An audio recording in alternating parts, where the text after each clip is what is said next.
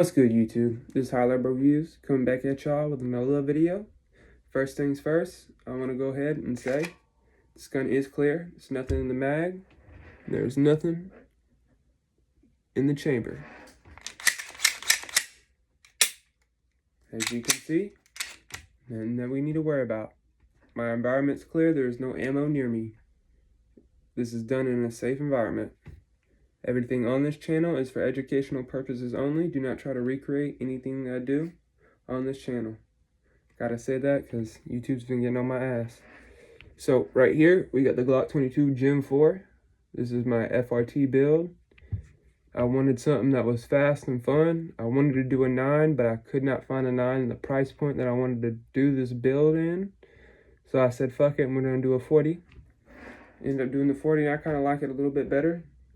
I will probably end up doing a 9 in the future, as soon as I get my hands on a Gen 6 17. But yeah, this is a nice firearm. When I picked it up, this is what made me fall in love with Glock as a 22. This is my first full size gun, full frame, full, however you say it. All my guns are usually subcompact. This was my first full size, and man, I fell in love with Glock because of the full size. I had the 30 beforehand, but I didn't really grasp onto it until I started shooting this. Then I started shooting the 30 and started playing with the mechanisms, whatnot, upgrading them, putting 3.5 pound connectors in them, making the triggers lighter, all that shit. I want to get into the Johnny Glock triggers because I heard they're really damn light. I don't want to do a whole bunch of FRT builds because there ain't no telling what they're going to do with FRT soon, if they're going to ban them or whatnot. That's why I say FRT the world. More FRTs we get out there, less likely they're going to be able to do something. That's the way it is. I own 4 currently, and I love all of them. I mean, there's only one that has problems, but I know I can get it fixed. I run a drop-in in my AR-15. It works. I don't have to do any type of modification to run that drop-in. It automatically just works, so that's nice. And if I want to, I can take it out and it can be semi, so I'm straight with that. I got a super safety in my G-Force Jawbone. That is the one gun that I'm working on right now. I haven't got out to the range enough with it. Been more on pistols lately, but we're gonna get back to that. But yeah, all my other 3 work. The TX22, you really ain't got to do nothing for that. That's almost a guarantee when you buy it that you have an FRT. You ain't got to tune it. At least for me, I didn't have to tune it. All I did was drop it in. I bought the gun new, bought the FRT, didn't even shoot the gun, dropped it in. It worked. But yeah, let's go over this build a little bit more. We got a magwell, $30 magwell. $30, $15. I paid $15 because, as I said, the company fucked up.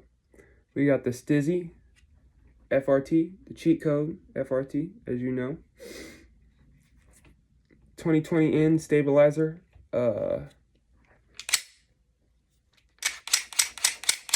Charging handle? Shit, I don't know. Yeah. That's the Glock 22. There ain't much to her. I'm going to go ahead and break her down. I'm going to do it off camera, and I'm going to come back on here because you don't know how YouTube is. All right, we're back. Here's what she looks like on the inside. We do got the 3.5 pound cut connector, 6 pound trigger spring. There's the FRT. There's a trip right there. Just a little cat claw looking thing. I didn't have to tune mine at all. All I did was drop it in with the 22. The first one that I did, I tuned it. It ran, but I think I shaved it off too much and it stopped running. So I just threw a regular untuned one in there and it ran perfectly. I think it all has to do with that 22 pound recoil spring though. That really does come in handy. I didn't think it did at first because I was only running it with the OEM. As soon as I put that 22 pound recoil spring in there, everything went butter. So yeah, that's the innards of the FRT. Glocks are real simple, as you know. It's only 3 pins or 1 pin if you have a Gen 5.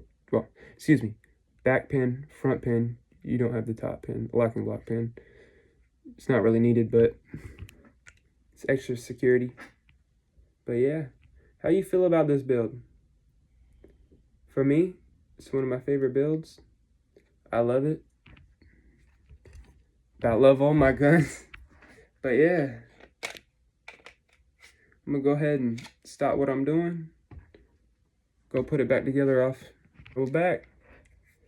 So that was a little build of a Glock 22. It doesn't take long to actually start, I guess, FRTing it. Some you gotta tune, some you don't have to tune. The 22 is just one of them guns to where, I don't know, it runs. I know a lot of people have been hating on the 40 cartridge. Personally, I carry 40. I don't see nothing wrong with it. It's just a baby 10. 10 millimeter has over penetration. So if you're shooting somebody, you may be shooting somebody behind them. You never know. That's why I stick to my 40. It may be a little bit more snappy than a 9. You might still have the same power as a plus P9 with a 40, but a plus P40, nah. I'll stick with my 40 though.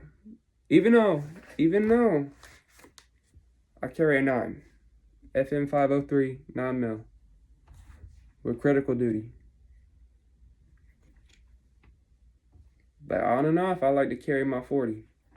A lot of people like to hate on the 40 caliber. It's just not me, bro. That's what got me into guns. That's what brought me in. First time I shot a 9, I was like, Shot that 40, boy. I kept asking to shoot that 40. This shit, I like that 40. But yeah, that's a little Glock 22 build. Just wanted to get on here and show y'all. Y'all probably seen it enough. I gotta do a new build here shortly. I'm thinking about an AR-15 build. Not too sure. But we gonna get to something. Alright, y'all. This was High Level Reviews. And I'm tuning out. Peace.